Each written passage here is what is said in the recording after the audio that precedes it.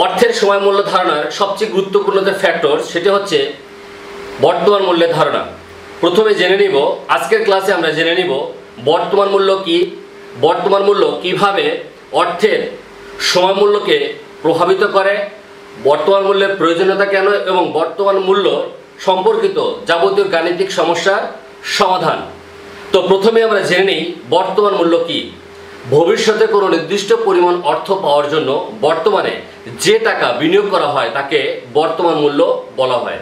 অন্যভাবে যদি একটু বলি, ভবিষ্যতে কোনো সময়ে প্রাপ্য নির্দিষ্ট পরিমাণ অর্থের আজকের যে মূল্য, সেই মূল্য নির্ধারণ করার যে প্রক্রিয়া তাকে বলা হচ্ছে বর্তমান মূল্য। বর্তমান মূল্য নির্ণয় করার কৌশলকে ডিসকাউন্টিং বলা হয়। কখনো কখনো প্রশ্ন আসে যে ডিসকাউন্টিং কি। ডিসকাউন্টিং হচ্ছে বর্তমান মূল্য নির্ণয় করার কৌশল। বর্তমান মূল্য নির্ণয় করার কৌশলকে ডিসকাউন্টিং বা বাট্টাকরণ বলা হয়। এখন আমরা জেনে নেব বর্তমান মূল্য নির্ণয়ের প্রয়োজনীয়তা, কেন আমাদের বর্তমান মূল্য নির্ণয় করা প্রয়োজন। প্রথম হচ্ছে আর্থিক সিদ্ধান্ত গ্রহণ করার জন্য বর্তমান মূল্য জানা থাকাটা আবশ্যক। কোনো ফার্মের মূল্য নির্ধারণ করতে বর্তমান মূল্য বিবেচনা করা প্রয়োজন পড়ে। তাহলে দুটো বিষয় পেলাম, একটা হচ্ছে আর্থিক সিদ্ধান্ত গ্রহণ করার ক্ষেত্রে বর্তমান মূল্যের প্রয়োজনীয়তা রয়েছে, দ্বিতীয়ত কোনো ফার্মের মূল্য নির্ধারণ করতে বর্তমান মূল্য কি করা হয়, বিবেচনা আনা হয়। তৃতীয়ত স্টক, বন্ড, ব্যাংকিং, বিমা, পেনশন, তহবিল ইত্যাদির ক্ষেত্রে বর্তমান মূল্য ধারণা বেশি গুরুত্বপূর্ণ। চতুর্থত ঝুঁকি কমাতে এবং নিয়ন্ত্রণ করতে বর্তমান মূল্যের আবশ্যকতা রয়েছে। এবং সবচেয়ে বেশি গুরুত্বপূর্ণ যেটা, অর্থের বর্তমান মূল্য ধারণাটি মূলধন বাজেটিংয়ের ক্ষেত্রে খুবই সহায়ক হয়ে থাকে। তাহলে আমরা সংক্ষেপে জেনে নিলাম কেন বর্তমান মূল্য আমরা নির্ণয় করব। আজকে সবচেয়ে বেশ গুরুত্বপূর্ণ যে বিষয়টি সেটা হচ্ছে যে অর্থের বর্তমান মূল্য নির্ণয়ের যে প্রক্রিয়া, এই প্রক্রিয়াটা আজকে ক্লাসে আমরা বিস্তারিত দেখব। অর্থের বর্তমান মূল্য নির্ণয়ের প্রক্রিয়ার মধ্যে আমাদের তিনটি বিষয় আমরা এখানে লক্ষ্য করি। একটি হচ্ছে এককালীন বা সাধারণ অর্থের বর্তমান মূল্য নির্ণয়, দ্বিতীয়ত হচ্ছে বছরে একাধিকবার বাট্টাকরণের মাধ্যমে এককালীন অর্থের বর্তমান মূল্য নির্ণয় এবং মিশ্র বা অসমান নগদ প্রবাহের বর্তমান মূল্য নির্ণয়।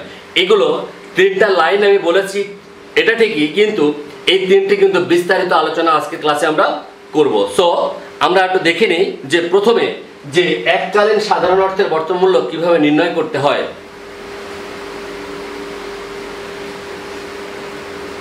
এখানে প্রথমে যে আলোচনা করব এককালীন বা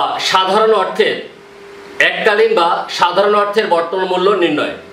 ভবিষ্যতের একটি নির্দিষ্ট পরিমাণ অর্থের একটি নির্দিষ্ট বাট্টার হারে আজকে যে মূল্যমান দাঁড়ায় তাকে ওই অর্থের বর্তমান মূল্য বলে, আর এই পদ্ধতিকে বাট্টাকরণও বলা হয়ে থাকে। এককালীন অর্থের বর্তমান মূল্য নির্ণয়ের জন্য আমরা যে সূত্রটি ব্যবহার করব সেই সূত্রটি আমি একটু লিখছি। এখানে আমরা প্রথমে যেটা লিখব সেটা হচ্ছে বর্তমান মূল্য, একে সংক্ষেপে বলা হয় প্রেজেন্ট ভ্যালু, পিভি। এই বর্তমান মূল্য বা পিভি ইকুয়াল আমরা কিভাবে লিখতে পারি, আমরা লিখবো হচ্ছে ফিউচার ভ্যালু এফভি বাই হচ্ছে কি 1 প্লাস আর পাওয়ার হচ্ছে কত এন। এটি হচ্ছে আমাদের সূত্র, এটি কি আমাদের সূত্র। তাহলে এই সূত্রের মধ্যে কি কি রয়েছে, এখানে এফভি এই অর্থ দ্বারা বোঝায় ফিউচার ভ্যালু, আর দ্বারা বোঝাবে রেট এবং এন দ্বারা বোঝাবে কি ইয়ার, সময়। তাহলে এন দ্বারা কি বোঝাবে, সময়, এটা দ্বারা হার, আর এটা দ্বারা কি ভবিষ্যৎ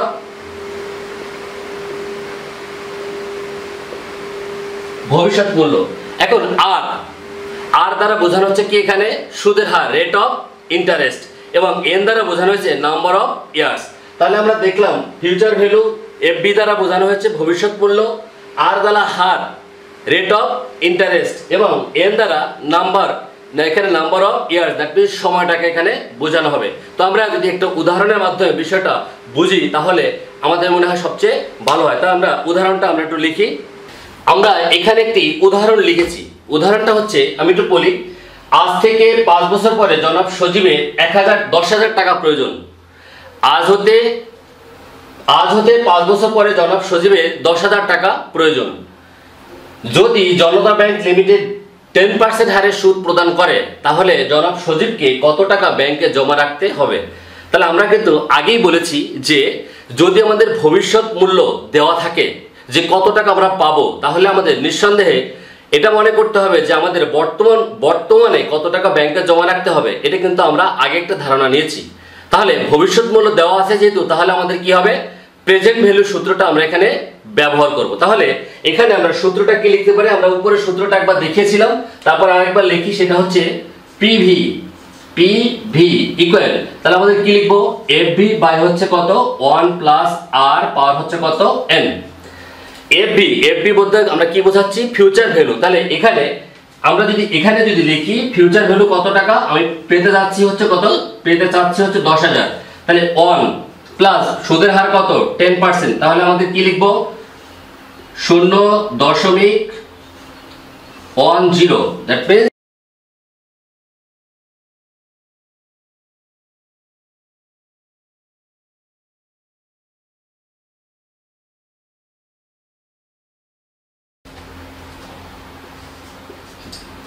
তাহলে এই যে যেটা বের করলাম এটা কি বের হলো, এটা হচ্ছে বর্তমান মূল্য। কারণ জনাব সজীব 5 বছর পরে যে 10,000 টাকা পেতে চায়, এর জন্য তাকে আজকের দিনে বর্তমানে তাকে 6,209 টাকা 21 পয়সা যদি জমা করে, তাহলে সে 5 বছর পরে 10,000 টাকা সে পাবে। এটা হলো বর্তমান মূল্যের কি এককালীন বা সাধারণ অর্থের বর্তমান মূল্য নির্ণয়। তাহলে আমাদের ডিরেক্টলি একটা কথা এটা মনে রাখতে হবে, যে সূত্রটা মনে রাখতে হবে। সূত্র হচ্ছে কি, বর্তমান মূল্যের সূত্র হচ্ছে কি, বর্তমান মূল্যের সূত্র হচ্ছে future value divided by 1 plus r power হচ্ছে এন। এখানে আর দ্বারা বোঝাচ্ছে rate of interest, that mean rate বা হার, আর এন দ্বারা বোঝানো হচ্ছে নাম্বার অফ ইয়ার। ওকে, তা আমরা এটা দেখে নিলাম, অর্থের বর্তমান মূল্য নির্ণয়। এবার আমরা দেখব বছরে একাধিকবার বাট্টাকরণের মাধ্যমে এককালীন অর্থের বর্তমান মূল্য নির্ণয়। তা এটার জন্য আমাদের যে সূত্রটা ব্যবহার করতে হবে, বর্তমান মূল্য বা প্রেজেন্ট ভ্যালু ইকুয়াল কি লিখব, ফিউচার ভ্যালু, ওইখানে লিখব 1 প্লাস আর পাওয়ার হচ্ছে কত এন। এটা হলো আমাদের আগের সূত্র। কিন্তু যেহেতু বলা হচ্ছে যে একাধিকবার বাট্টাকরণ করলে আমাদের একটা অতিরিক্ত একটা মান ব্যবহার করতে হয়, সেটা হচ্ছে এম এর মান। আমরা পূর্ববর্তী ক্লাসে কিন্তু এম এর মান নিয়ে বিস্তারিত আলোচনা করেছি। তোমরা যারা এম এর মান এই বিষয়টা যদি ক্লিয়ার না হয়ে থাকো, তাহলে আমার পূর্ববর্তী ক্লাসটা তোমরা দেখো, এম এর মানের বিস্তারিত আলোচনা ওখানে করা আছে। তো আমরা এখানে সূত্রটা যেহেতু বলেছি এম, তাহলে আর রেটকে আমরা কি করব, এম দিয়ে ভাগ করব, এবং সময়কে কি করব, এম দিয়ে গুণ করব। তাহলে সূত্রটা কিন্তু আমরা পেয়ে যাব।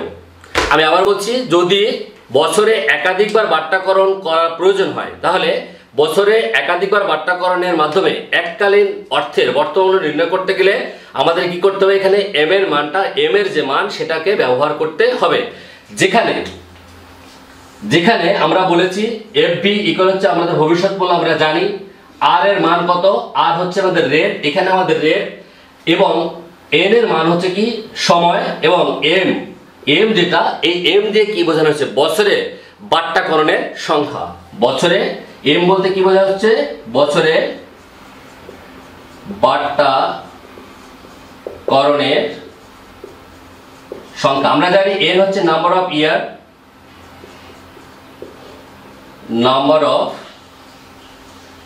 এটা হচ্ছে রেট অফ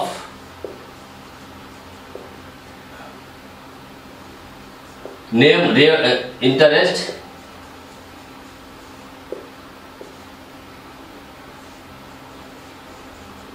ফিউচার ভ্যালু। তাহলে এফবি দ্বারা বোঝানো হচ্ছে ফিউচার ভ্যালু, আর দ্বারা রেট অফ ইন্টারেস্ট, এন দ্বারা নাম্বার অফ ইয়ার, এবং এম দ্বারা বছরে বাট্টাকরণের সংখ্যা, কতবার আমি এই বাট্টাটা করব। আমরা এবার একটা উদাহরণ দেখব, উদাহরণের মাধ্যমে আমরা বিষয়টা একটু জানার চেষ্টা করি। উদাহরণ যদি আমরা এভাবে বলি যে আমরা উদাহরণটা পড়ে নিই। উদাহরণটা কি আছে,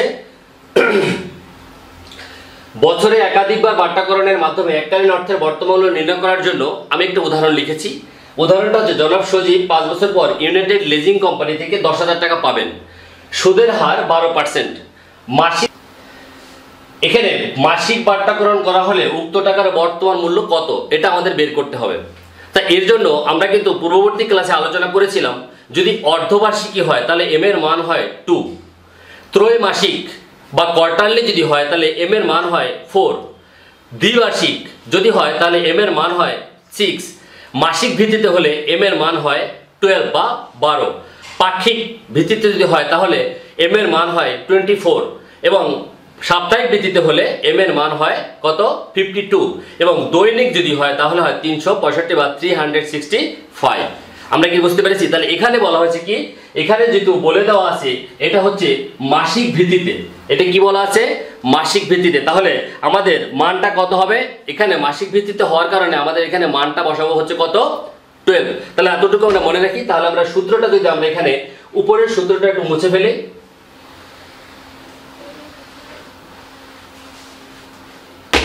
আমরা এখানে যদি লিখি প্রেজেন্ট ভ্যালু, এখানে যদি আমরা লিখি প্রেজেন্ট ভ্যালু ইকুয়াল, তাহলে কি হবে ফিউচার ভ্যালু ইকুয়াল বাই হচ্ছে কত 1 প্লাস আর পাওয়ার হচ্ছে কত n, যেহেতু আমাদের সূত্র, কিন্তু আমাদের যেহেতু বলা হয়েছে যে বাট্টাকরণ একাধিকবার বাট্টাকরণ, তাহলে আর কে আমরা কি করব m দিয়ে ভাগ করব এবং n কে m দিয়ে কি করব গুণ করব। আমি আবার বলছি, যদি একাধিকবার বাট্টাকরণ করা হয় তাহলে সূত্র, আগের সূত্রটা বসানোর পরে আর এর নিচে আর কে m দিয়ে ভাগ করব এবং n কে n নাম্বার অফ ইয়ার একে আমরা কি করব m দিয়ে গুণ করব। তাহলে আমরা সূত্রটা একটু,